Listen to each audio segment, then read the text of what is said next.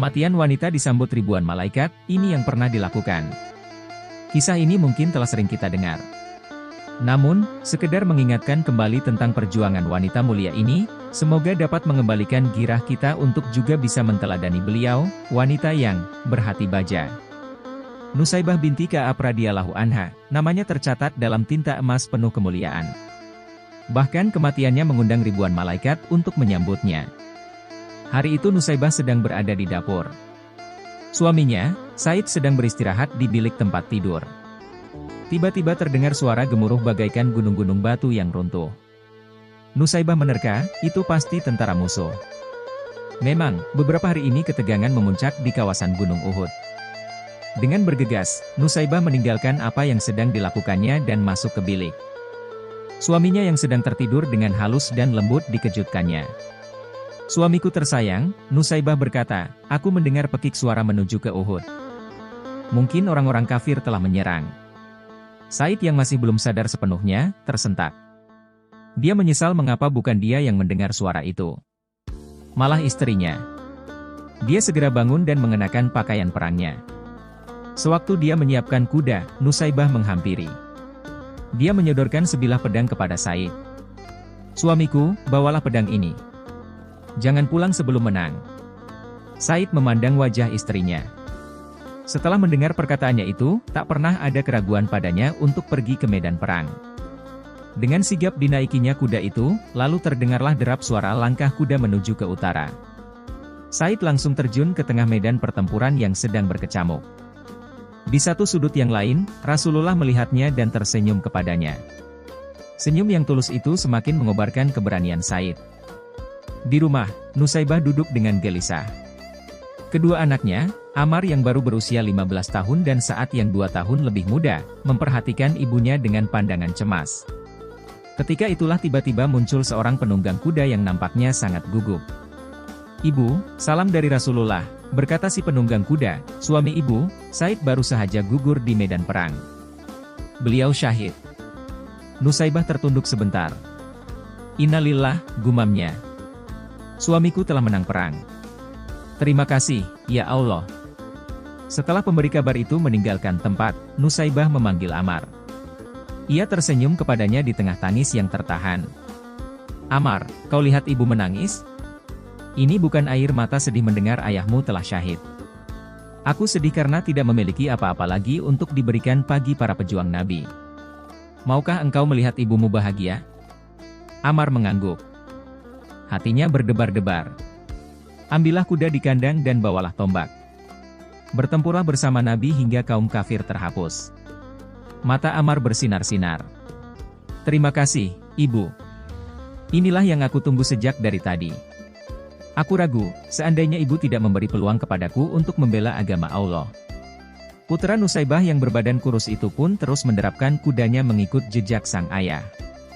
Tidak terlihat ketakutan sedikit pun dalam wajahnya. Di hadapan Rasulullah, ia memperkenalkan diri. "Ya Rasulullah, aku Ammar bin Said. Aku datang untuk menggantikan ayahku yang telah gugur." Rasul dengan terharu memeluk anak muda itu. "Engkau adalah pemuda Islam yang sejati, Ammar. Allah memberkatimu." Hari itu pertempuran berlalu cepat. Pertumpahan darah berlangsung hingga petang. Pagi-pagi seorang utusan pasukan Islam berangkat dari perkemahan di medan tempur, mereka menuju ke rumah Nusaibah. Setibanya di sana, wanita yang tabah itu sedang termangu-mangu menunggu berita. "Ada kabar apakah gerangan?" serunya gemetar ketika sang utusan belum lagi membuka suaranya. "Apakah anakku gugur?" Utusan itu menunduk sedih, "Betul." "Innalillah."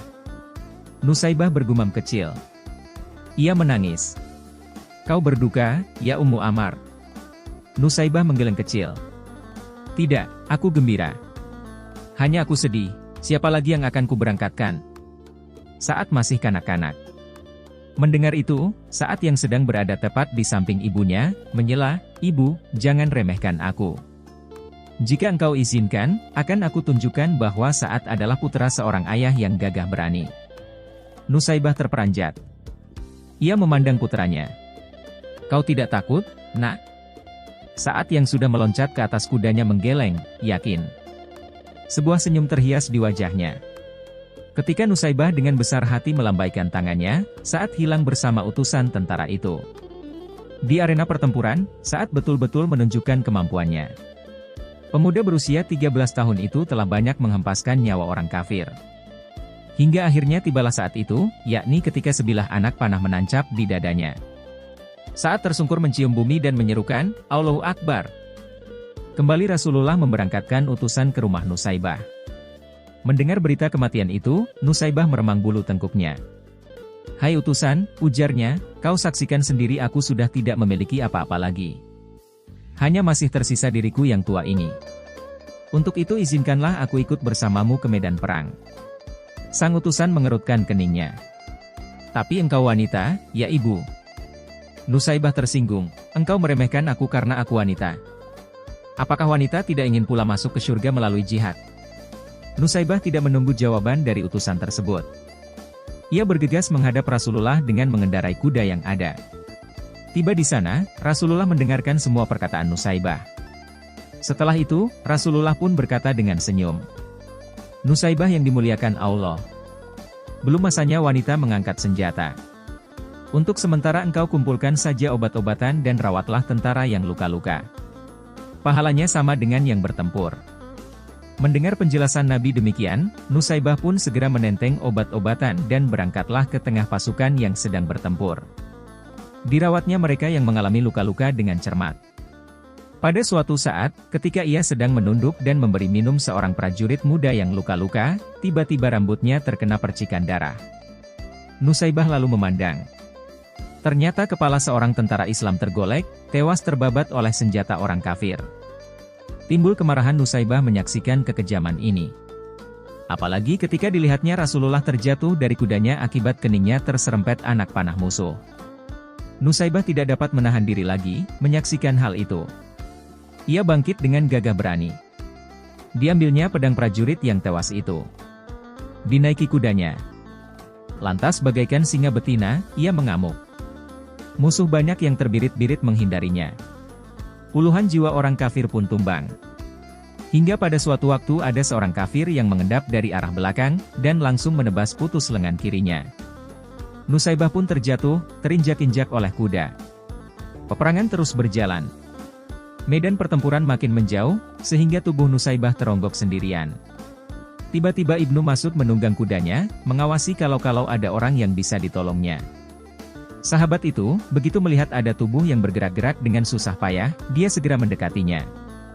Dipercikannya air ke muka tubuh itu. Akhirnya Ibnu Mas'ud mengenalinya, istri Saidkah engkau? Nusaibah samar-samar memperhatikan penolongnya. Lalu bertanya, bagaimana dengan Rasulullah? Selamatkah Baginda? Baginda Rasulullah tidak kurang suatu apapun. Engkau Ibnu Mas'ud, bukan? Pinjamkan kuda dan senjatamu kepadaku. Engkau masih terluka parah, Nusaibah. Engkau mau menghalangi aku untuk membela Rasulullah. Terpaksa Ibnu Mas'ud menyerahkan kuda dan senjatanya. Dengan susah payah, Nusaibah menaiki kuda itu, lalu menderapkannya menuju ke medan pertempuran. Banyak musuh yang dijungkir balikannya. Namun karena tangannya sudah buntung, akhirnya tak urung juga lehernya terbabat putus oleh sabetan pedang musuh. Gugurlah wanita perkasa itu ke atas pasir. Darahnya membasahi tanah yang dicintainya. Tiba-tiba langit berubah mendung, hitam kelabu. Padahal tadinya langit tampak cerah dan terang benderang. Pertempuran terhenti sejenak. Rasul kemudian berkata kepada para sahabatnya, kalian lihat langit tiba-tiba menghitam bukan? Itu adalah bayangan para malaikat yang beribu-ribu jumlahnya. Mereka berduyun-duyun menyambut kedatangan arwah Nusaibah, wanita yang perkasa. Subhanallah. Allahu Akbar. Allahu Akbar. Allahu Akbar. Tanpa pejuang sejati seperti dia, mustahil agama Islam bisa sampai dengan damai kepada kita yang hidup di zaman sekarang. Semoga Allah Azza wa Jalla menempatkan mereka, dan kita semua di syurganya di samping Rasulullah Shallallahu Alaihi Wasallam. Amin. Apa yang telah kita perbuat untuk menegakkan dinullah Islam? Kisah penuh inspiratif ini seharusnya dapat menggugah jiwa juang kita, agar tidak cengeng melepas anak-anak yang sedang berjuang. Kalau ingin anak menjadi kuat, maka kita harus menjadi ibu yang kuat terlebih dahulu. Wallahu alam.